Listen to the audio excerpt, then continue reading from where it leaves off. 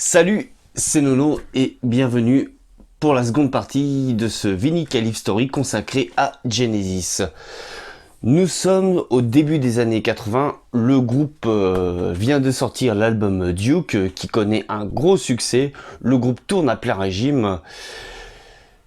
Les membres du groupe sont très occupés, Tony Banks vient en parallèle de commencer sa carrière solo, notamment avec cet album A Curious Feeling. Phil Collins, outre Genesis, lui, a rejoint le groupe de jazz rock Brand X, groupe qu'il a rejoint en 1976 et sortira entre 1976 et 1982 6 albums. Brand X, grand groupe de jazz rock. Après la sortie de Duke, qu'est-ce qui se passe? Le groupe tourne à plein régime, comme je l'expliquais, et sort en 1981 cet album Ebbe Cabe. Alors, on est toujours dans le registre pop-rock, le rock progressif, on va dire, n'est jamais très loin, il y a toujours des longs passages instrumentaux, mais là, on sent que vraiment que Phil Collins, on va dire, est plus que présent dans la compo, quoi. Ce qui d'ailleurs attriste énormément le claviériste Tony Banks. En 1981 sort donc Ebbe Cabe, qui est, on va dire, un bon album avec d'excellents passages, notamment par le titre Ebbe Cabe. Il y a un morceau que je trouve génial là-dedans, c'est No Reply at All, avec une section cuivre, un morceau pop, on va dire, qui fait très Phil Collins en solo. Des passages plus progressifs, comme le morceau Dodo. Il y a un morceau qui s'appelle Who Done It, voilà. C'est un album, on va dire, assez bon, voilà, qui mérite quand même son pesant. Et nous sommes toujours en 1981, pardon, et qu'est-ce qui va se passer? Eh ben, Phil Collins, qui côtoie beaucoup de monde dans le milieu du rock, fait la rencontre d'Ahmet Ertegun. Ahmet Ertegun, c'est lui.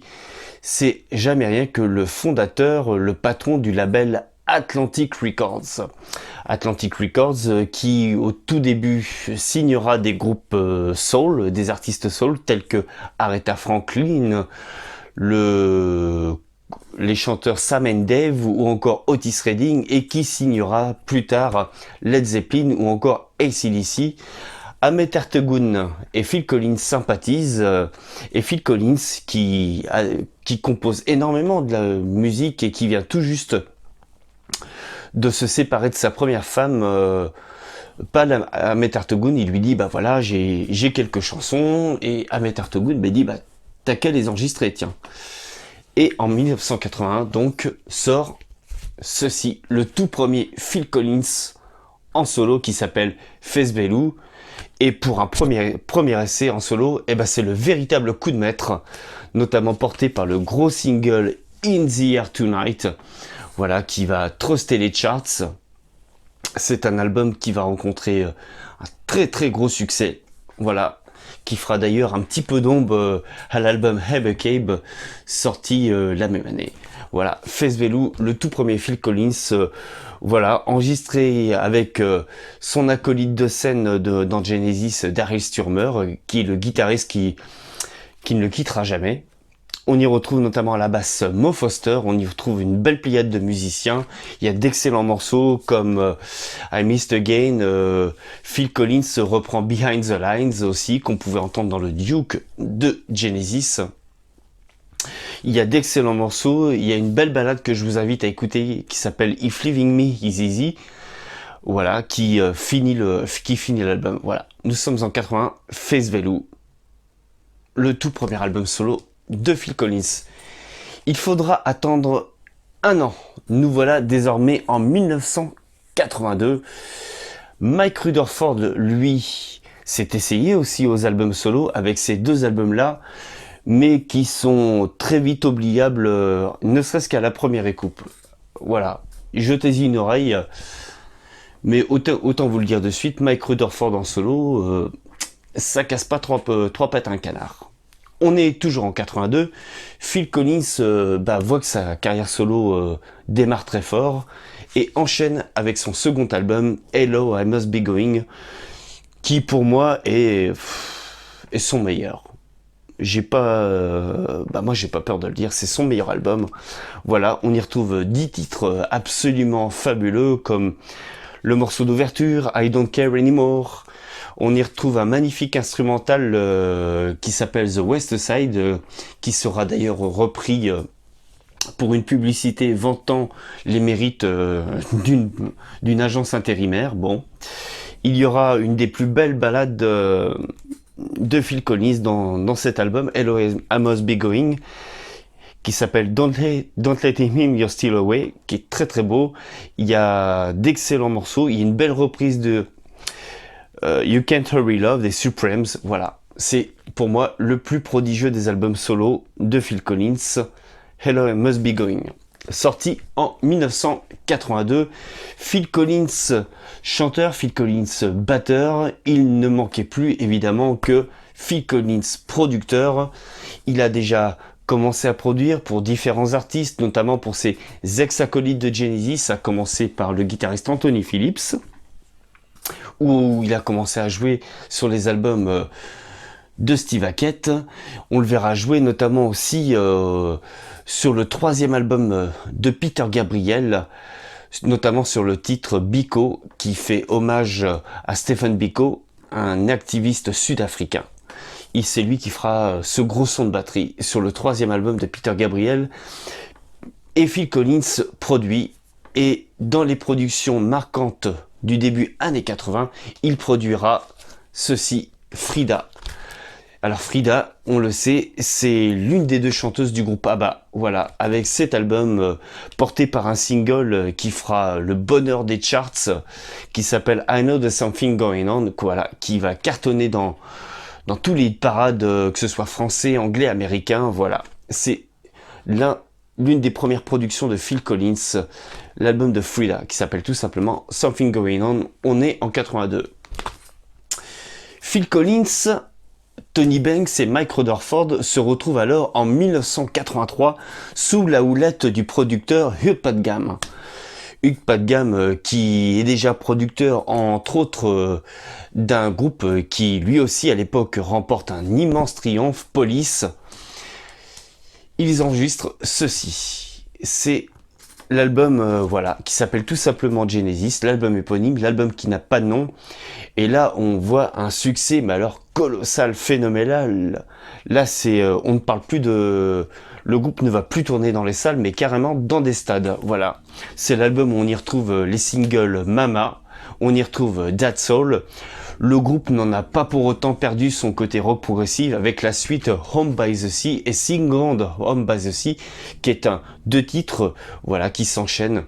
C'est un excellent album qui est pour moi un des meilleurs, on va dire de la période A3, quoi, voilà. L'album éponyme de 83 de Genesis. Peter Gabriel, lui aussi, n'est pas en reste non plus. On va dire pour conclure ces 4 premiers albums solo, il nous sort un des plus grands albums live de tous les temps, un des plus grands albums live rock, qui s'appelle Play Live. Voilà. On le voit ici grimé, il n'a pas perdu son côté, on va dire, Genesis, son côté très théâtral, Peter Gabriel Play Live, qui est un magnifique live enregistré lors de la tournée américaine.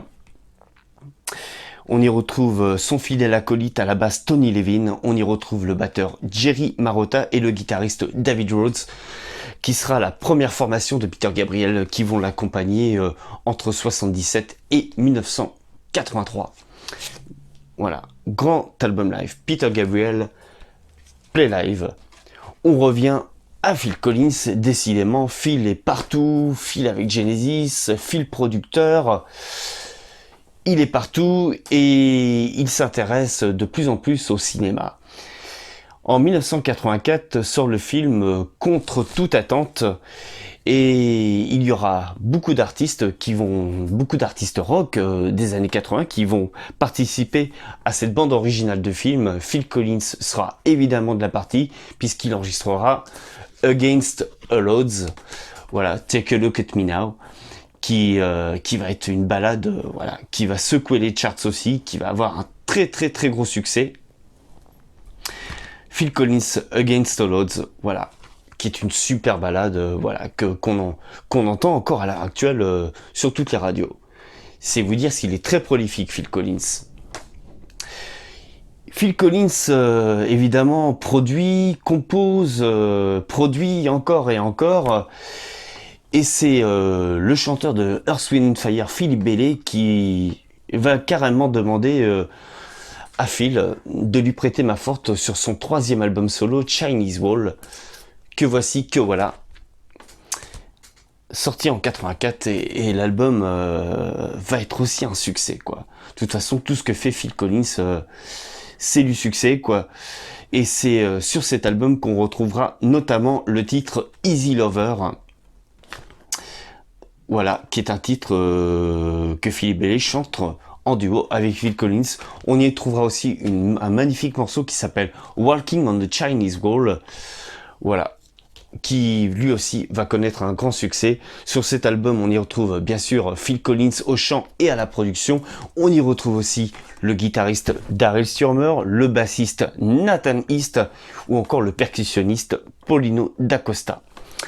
1984, Chinese Wall de Peter Gabriel.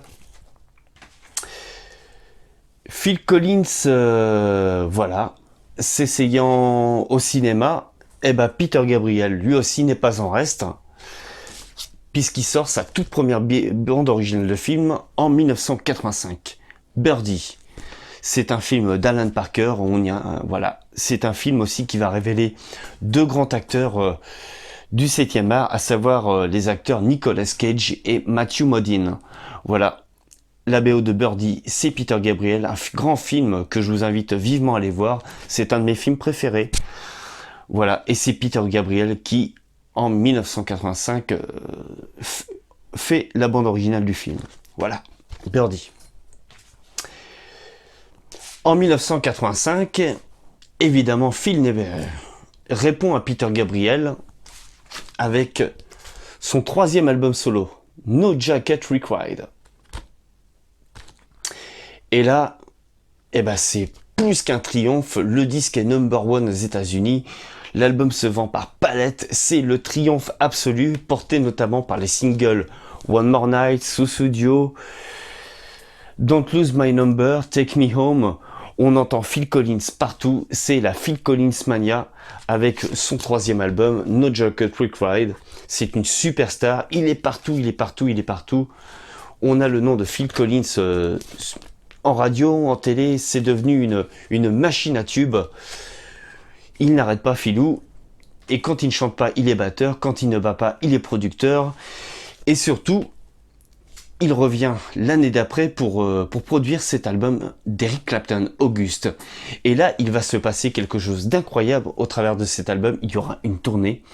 Mais Phil Collins y participera, non pas en tant que chanteur, ni en tant que producteur, mais en tant que batteur. Il veut revenir aux sources. Phil, après tout, Eric Clapton est un ami pour lui. Et il jouera comme un simple membre d'un groupe. Il partira sur la tournée 86, la tournée Auguste, la tournée d'Eric Clapton. On y retrouvera d'ailleurs Eric Clapton au chant, à la guitare, Phil Collins bien sûr à la batterie, le bassiste Nathan East et le claviériste Greg Feeling Gaines, ce dernier ayant joué entre autres pour Michael Jackson. Voilà, Auguste, Eric Clapton. Phil Collins revient avec ses deux acolytes Tony Banks et Mike Rutherford en 1986. Ils vont enregistrer un album qui va avoir un succès plus que phénoménal. Plus de 15 millions de copies vendues d'Invisible Touch. Là, c'est un raz-de-marée sans nom. Avec les singles Invisible Touch, bien sûr, Tonight Tonight, Land of Confusion, la ballade Into Deep. Et si les fans aussi de la première heure avaient plus ou moins grogné avec des albums comme Cabe ou encore l'éponyme de 83, là ils vont clairement pas être contents. Là c'est Phil Collins a tellement pris possession du groupe que voilà, c'en est plus que palpable. L'album sonne très synthétique, il y a plein de synthés, il y a même des Comble du comble, il y a des boîtes à rythme, voilà, ce qui est la grande incompréhension, ce qui n'empêchera pas au groupe de cartonner avec Invisible Touch, gros succès de l'année 1986, et en 1986, il y va y avoir un autre grand album qui va sortir, je vous le donne en mille. Voilà, voilà ces deux albums qui vont se tirer la bourre, et oui, Peter Gabriel va sortir son plus gros album aussi, So, qui va rencontrer un succès colossal. C'est un succès, on va dire, absolument phénoménal, porté par les singles Sledgehammer, Don't Give Up, enregistré notamment avec la belle Kate Bush, Red Rain, Mercy Street, In Your Eyes, qu'il dédiera d'ailleurs à sa compagne de l'époque, rien moins que l'actrice Rosanna Arquette. Voilà, So, enregistré aussi avec une belle pléiade de musiciens, puisqu'on retrouvera entre autres à la batterie notre batteur national Manu Katché. Mike Rutherford, lui aussi, voit que Peter Gabriel cartonne en solo, Phil Collins cartonne en solo.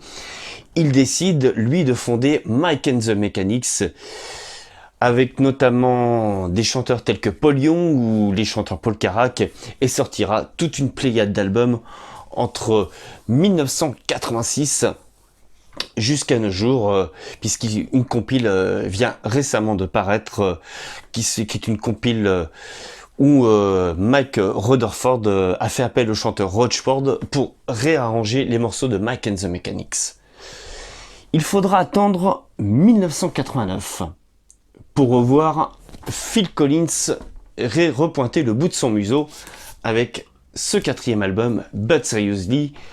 Il est toujours sur la voie du succès. Et là, ça aussi, c'est un triomphe. Que dire de plus? Collins marche très très fort en solo. C'est un album où on y retrouve les singles Something Happened on the Way to Heaven, on y retrouve Another Day in Paradise, on y retrouve le morceau d'ouverture Hanging Long Enough. C'est un excellent disque. Là aussi, on y retrouve une belle pléiade d'invités prestigieux tels que le bassiste Leland Sklar. On y retrouve aussi dans les chœurs David Crosby et on y retrouve Stephen Bishop pour lequel Phil Collins jouera de la batterie et produira entre autres son album Bowling in Paris, sorti la même année 1989. Voilà, je vous le remontre. But Seriously, Phil Collins. Toujours en 1989 et fort du succès de l'album So, et ayant aussi touché au cinéma en 85 avec la BO de Birdie, Peter Gabriel revient avec la bande originale du film de La Dernière Tentation du Christ, qui est un film de Martin Scorsese. Il reviendra avec cette BO, l'album Passion. Voilà, que voici, que voilà. Et ce sera l'une des premières sorties, comme vous pouvez le constater, du label qu'il vient de fonder, le label Real World. Alors comment connaître une sortie Real World? C'est simple, à travers ces couleurs qui se trouvent sur le coin de la pochette. Voilà, Passion, Peter Gabriel, 1989. Nous sommes désormais dans les années 90. Le groupe est, on va dire, toujours très prolifique, mais quand même très fatigué. Tony Banks a sorti quelques albums solo, Phil Collins bien sûr, Mike Rutherford est avec Mike and the Mechanics. Il est pour le temps de retourner au studio et en 91 sortira cet album We Can Dance. Nous sommes alors en 1991 et sort cet album We Can Dance, le dernier album studio avec Tony Banks, Mike Rutherford et Phil Collins. Alors évidemment, on ne change pas une équipe qui gagne. Il y aura plein de singles qui vont marcher, notamment No Son of Mine, Jesus Owns Me, qui est une chanson qui, on va dire, qui est une sorte de croche-patte au télé-évangéliste américain, alors très en vogue à l'époque. Il y a une chanson qui s'appelle Hold on My Heart, qui est une ballade qui va remporter un très gros succès. We Can Dance, sorti en 91, et le groupe va partir en tournée, ce sera colossal. La tournée va durer presque 2 ans. et sortiront alors ces deux albums live, The Way We Walk, The Short and The Long. D'une partie, nous avons les morceaux courts, les morceaux, on va dire les gros singles tels que Land of Confusion ou No Son of Mine, et d'un autre côté, nous avons les morceaux beaucoup plus longs. Voilà, The Way We Walk. Nous sommes alors en 1993 et Phil Collins sort cet album Both Sides, et là ce coup-ci il ne fera appel à aucun musicien de studio. Et non, on est en 93, Phil Collins veut enregistrer l'album tout seul. Il chantera bien sûr, il jouera de la batterie évidemment, des claviers, mais malheureusement il fera la bêtise de jouer de la basse et de la guitare. Alors si Phil Collins est un excellent chanteur, producteur, claviériste, on verra malgré tout que c'est pas un grand bassiste ni un grand guitariste, hein. On va le dire clairement. Both Sides, pour moi, c'est un bon album, un album qui s'écoute gentiment, mais on est loin carrément de l'aura des 4 premiers albums studio qui offraient de magnifiques titres, des titres sublimes. Pour moi, c'est un album mi figue mi raisin. 1993 donc, et Both Sides of the Story. Il faudra attendre 1996. Et là, il va y avoir une annonce qui va rendre triste à la fois le groupe et les fans. En effet, après 25 ans de bons et loyaux services au sein de Genesis, Phil Collins quitte ses anciens acolytes pour se consacrer uniquement à sa carrière solo. Tony Banks et Mike Rutherford vont alors faire appel à l'ex-chanteur du groupe Steelskin, Ray Wilson, pour enregistrer cet album qui s'intitule Calling All Stations. Alors, on a dit beaucoup de choses sur cet album. Certains le dénigrent, certains en disent beaucoup de mal. Moi, je trouve que c'est un excellent album. C'est un très très bon album. Voilà, on oscille toujours entre la pop et le rock progressif. Voilà, il y a d'excellents morceaux.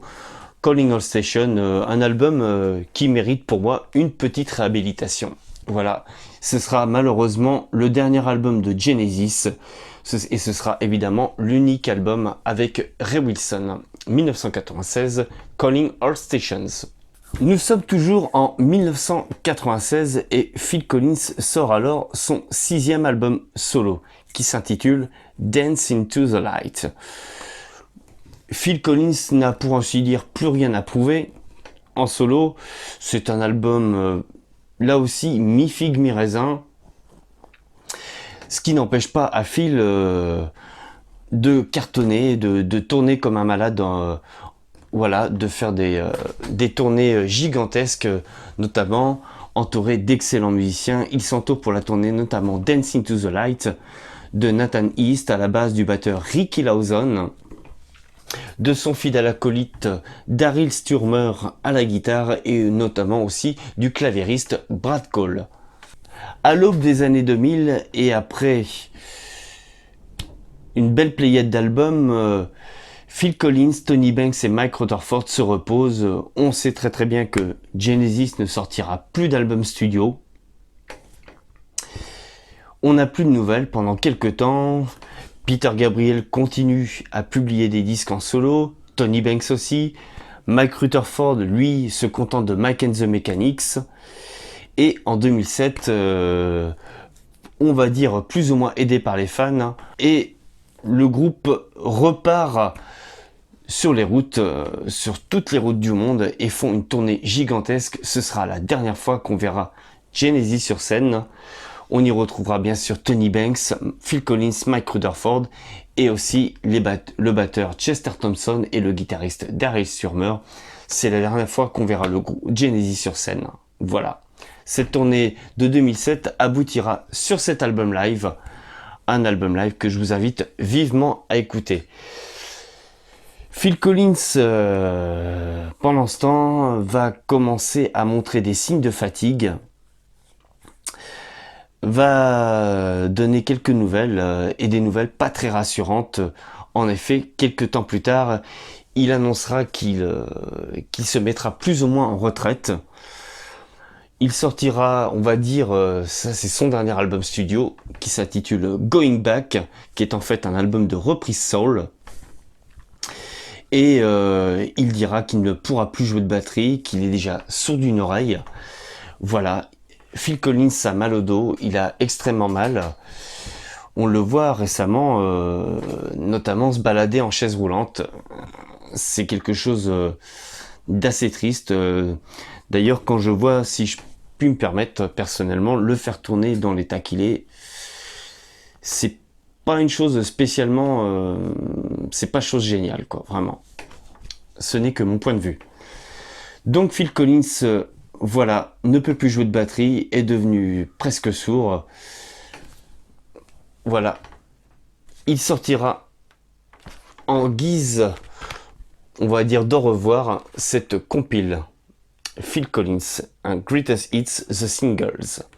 C'est une belle compile où on y retrouve bien sûr tous les titres, les grands titres de Phil Collins comme Sous Studio bien sûr, One More Night, In the Air Tonight, Against the Odds et beaucoup d'autres. Voilà, je vous la présente, je vous la remontre, Phil Collins, les singles. Mike Rutherford quant à lui sortira lui aussi une compile enregistrée avec le chanteur Rochford qui avait déjà une belle carrière solo dans les années 90. Voilà, et c'est sur cette compile qu'on y retrouvera bien sûr les classiques Silent Running ou encore Over My Shoulder. Voilà, Mike and the Mechanics avec Mike Rutherford. Tony Banks, lui, sortira ce coffret A Chord Too Far, qui est une belle rétrospective de sa carrière solo. Voilà, c'est un coffret 4 CD que je vous invite vivement à écouter. C'est malheureusement l'un des artistes, l'un des membres de Genesis qui lui malheureusement n'aura pas la même aura en solo. Voilà, c'est fini pour ce vinyle Calif Story consacré à Genesis. Avant toute chose, j'aimerais infiniment vous remercier vraiment du fond du cœur pour tous ces beaux compliments que j'ai eus au cours de cette première vidéo en ce qui concerne mes acquisitions, les acquisitions de septembre. Je tiens à vous remercier toutes et tous, ce sont des compliments qui font chaud au cœur. Merci donc, merci infiniment. Si vous voulez vous abonner à la page, vous appuyez évidemment sur abonner, cliquez sur la cloche, voilà, et vous aurez toutes les notifications en ce qui concerne la page. Je tiens vivement à saluer tous mes collègues youtubeurs, qu'il s'agisse de Steph Jez, Franck, Melovinil, bien sûr, Seb Watcha, évidemment mon fidèle complice et ami ENG Sounds. Je tiens à remercier aussi Hello Vinyl, Je dis ce que je veux, Vinylement Vôtre, Rock Moderne évidemment, et j'en oublie quelques-uns. Je tiens aussi à remercier tous ces gens-là. Voilà, on se retrouve très prochainement pour les acquisitions d'octobre. Je vous fais plein de gros bisous à toutes et à tous, je vous souhaite une bonne route. Ciao!